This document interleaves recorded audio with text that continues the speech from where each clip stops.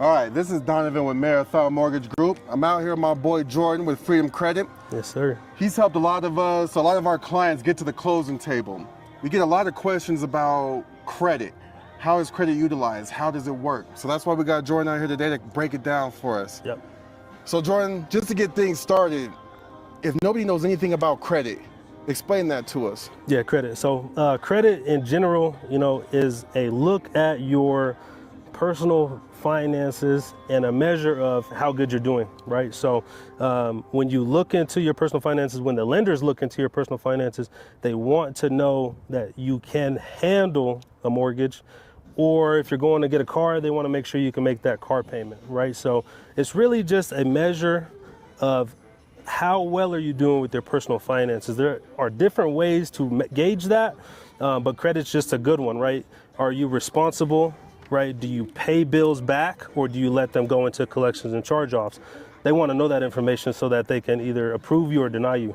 Right, exactly. Because if you can't make a light bill or a cell phone bill, you can't pay a mortgage. You can't.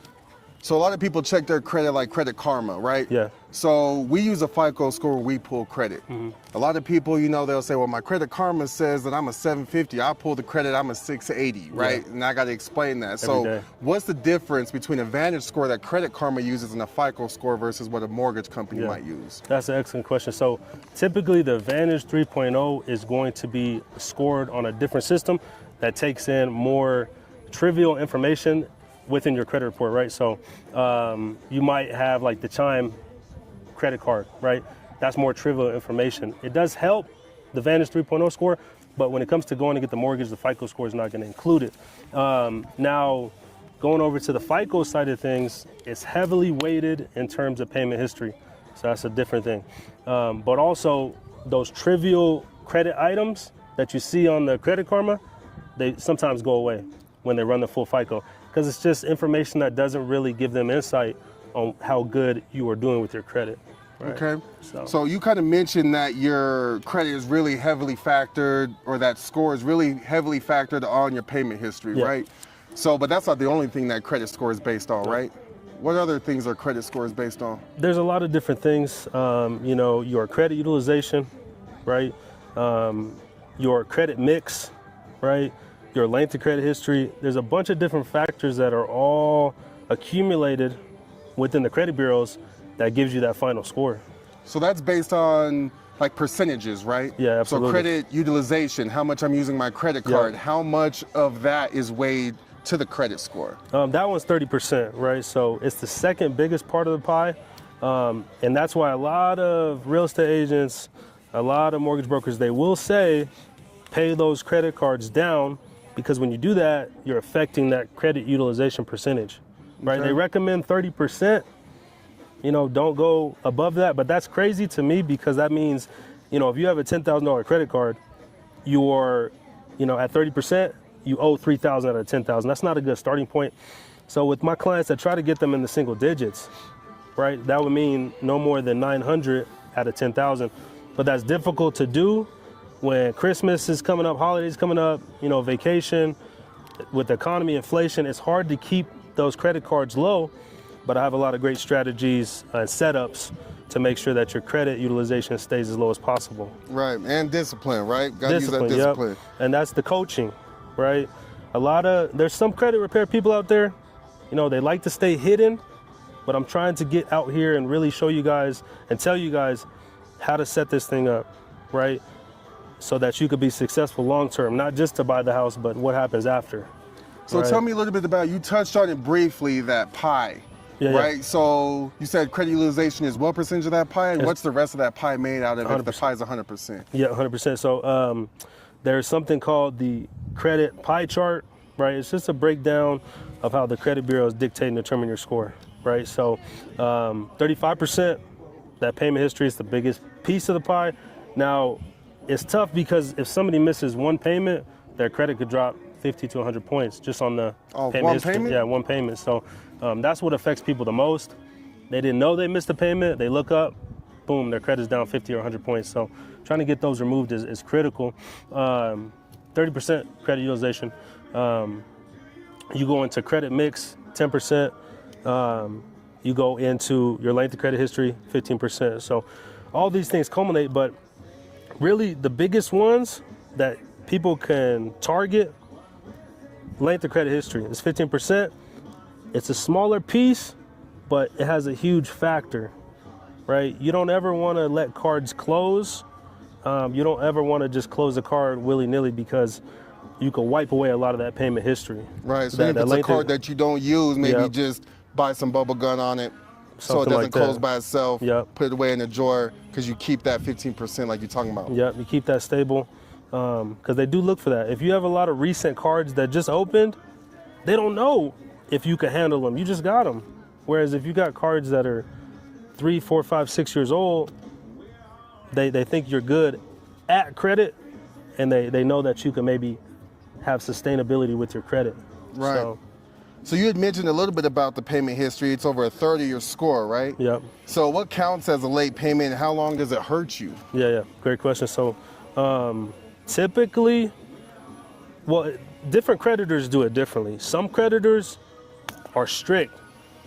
You miss it by a day or 2 or 3, missed payment, right? Other creditors, depending on whether it's Chase, Wells Fargo, they do it differently. They let it run a little bit, right? So they might let it run for 20, 30 days, right? Not 30, because that's when they'll mark you, but they might let it run for 20, 25 days, and sometimes they call you and try to give you a reminder, hey, you got to pay this bill before we send it to collections, or not collections, but to the credit bureaus as a missed payment. So that's if you're lucky. That's if you're lucky. You got 30, 60, 90 days, but before then, there's different things you can do. But like I said, it's about the creditors and what their policies are, because some of them right away, they send you to the credit bureaus as a missed payment. All right. So let me ask you this. With Freedom Credit, right? Yep. So if someone's looking to start repairing their credit, what's the first thing that you look at? First thing, we got to look at that credit report and just see how many negative items, how much credit have they already built up, and where they're at with their personal finances. Personal finances are another thing, because in some cases with my clients, I had to stop the credit repair services to go over to the personal finances, because the personal finances are making the client miss payments and the debt's increasing. So I like to start with the credit and analyze it, breaking it down and reading it. But then also, if we have to go into your personal finances and see what's going on, we can do that as well. Okay, so you don't just do credit repair. Nope. You help people with budgeting and things like that, Yes, to sir. make sure they're on the right track. Yes, sir. So, spending, savings, money management, debt management, a lot of different things that we don't really think about. We just think about the credit score. We just think about how much is in our bank account, but we don't really think about, or can see it even, how much is coming out, right? There's a lot of problems, with spending. So what made you get into this line of work? Yeah.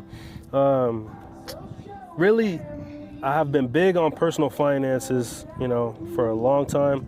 I ran a couple organizations in Aurora where we were doing a Black Money Matters campaign to educate the people. It was for free. The thing about for free is not a lot of people want to get on board, right?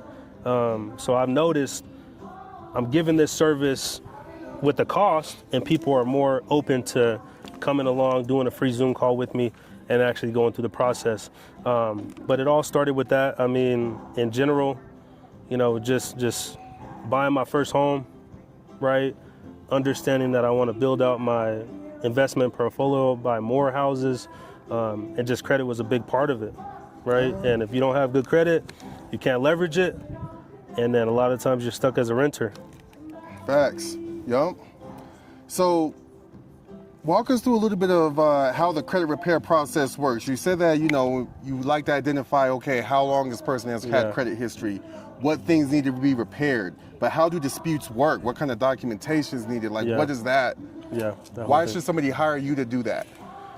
So that's a great question. I think, there's a lot of forces in play. All 3 credit bureaus, they do things totally different. The creditors themselves, that, like I just told you, have different policies, how quickly they send you to miss payments for your credit, or even the debt collectors, right? There's just a lot of different forces in play that's against the consumer or the person that's trying to do it themselves. There's certain things you could DIY, and there's certain things where I want the service, right? You think about a lawyer. A lawyer technically went to school for it, like we do with credit, right? We go to school, we get trained up, we learn consumer law so that we can dispute properly, right? But lawyers in general, they could tell you, right, what to do, how to do it, but then you still have to go to the courts and go against their lawyers and do it, right? And once you go into the court system, there's not anybody to be there for you, to back you up, to have your back when it comes to, okay, what the judge just say, what the other attorney just say. And in credit, we're not attorneys, but sometimes we go back and forth with the attorneys that the debt collectors hire to collect the money from the people that owe. So knowing consumer law, having a great sense of experience and knowledge helps us get these things removed. And if not, refer out. Sometimes I have to send my clients to consumer law attorneys because the credit bureaus are not abiding by the law, right? So it's a difficult path to take on by yourself, right? So just like in a lot of different things, you can do yourself, but in a sense, if you don't have a lot of time, you know, you might have 2 or 3 kids, 2 or 3 jobs you have to have nowadays.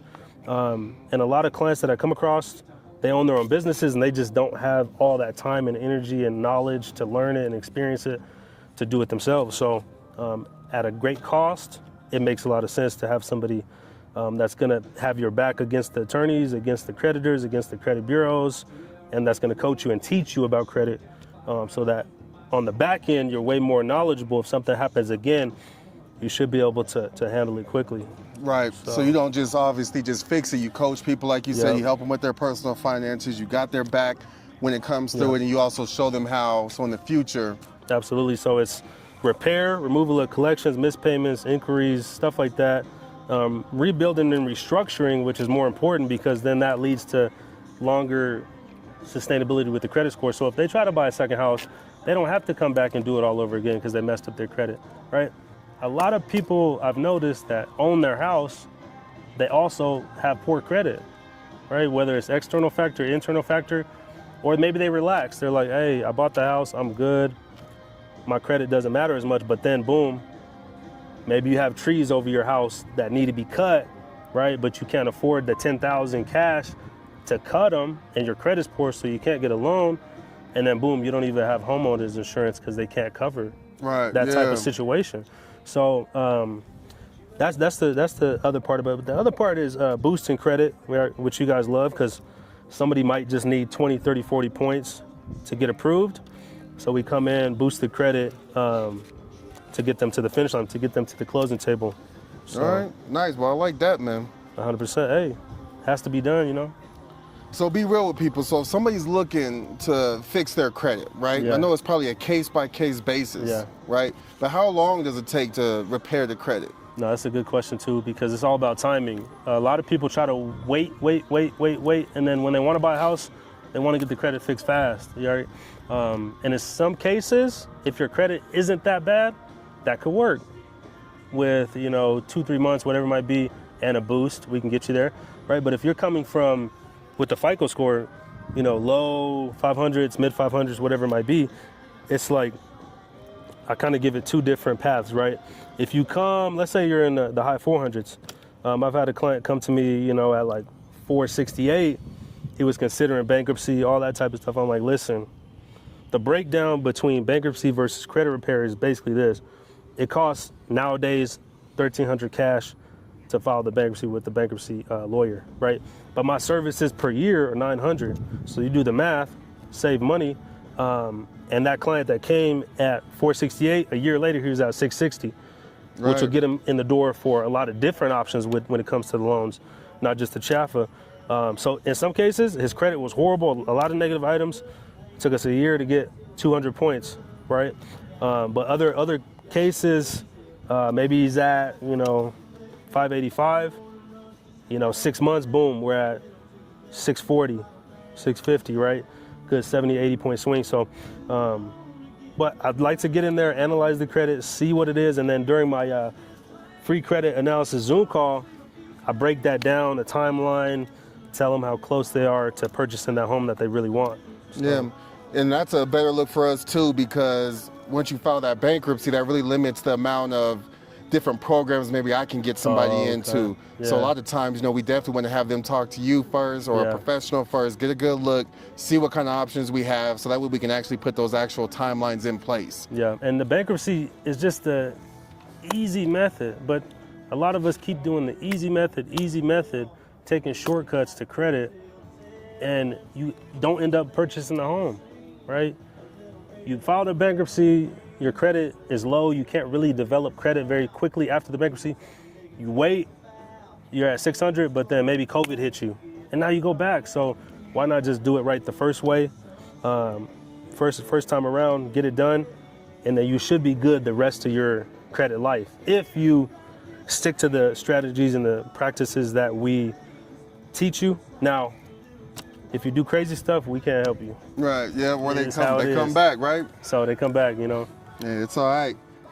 Well, let's say this. If somebody's watching this right now and their credit needs work, right, what's one thing that they can actually do on their own that you would suggest that they can start doing? Those two things. Pay down your credit cards ASAP. Now, that's difficult with high inflation. The economy is kind of turbulent. But that's the second biggest part of the pie. So you'll see the biggest effect. Pay down those credit cards and then come to me. Right, that's the second thing I would do after that, because you don't know how many negatives you have. You don't know how long it might take to get off. So at least with the free credit analysis, I can give you a free take and a free look, and then you could take that information and do what you want with it, you know. So. Right, and that's what a lot of people got to realize too. That's why me and you work so well together, because a lot of times while you're working on the credit, I'm already working on the strategy on the back end to get them into that mortgage. You know, so I'll tell you like, hey Jordan, we're trying to get a 660, or Jordan, we need a 680 on this one. You're gonna do what you got to do to get them there, so that by the time you get them to where they need to be, they come over here, and it's a streamlined process. Streamlined. They purchase the house. I come to the closing. You know, we just. Yeah, we party. Shots of tequila. We take the tequila at the closing, you know? Yeah, that's what's up. So this is exactly why I partnered with Jordan right here. We work well together. Communication is great. He connects, he knows how to connect with different types of clients. If you have any questions, how do they get a hold of you? So social media is big, right? I have my Facebook, it's just first name Jordan, last name Lujan. And then we have on IG, Freedom Credit 4523. You could search me on there. And we'll tag you in this video too. Yeah, get that out there, because I post my results weekly, so you see me doing it. A lot of, like I said last time, a lot of the credit repair people like to stay hidden because liability, right? If they don't get you the results, they don't want you to know where they're at. You could find me, because we're gonna get you the results. Yeah. So. Well, right on for y'all for tuning in. Marathon Mortgage Group, Freedom Credit Repair. Thanks for having me. Yeah, man. Until next time, bro. We have more coming out soon. 100%.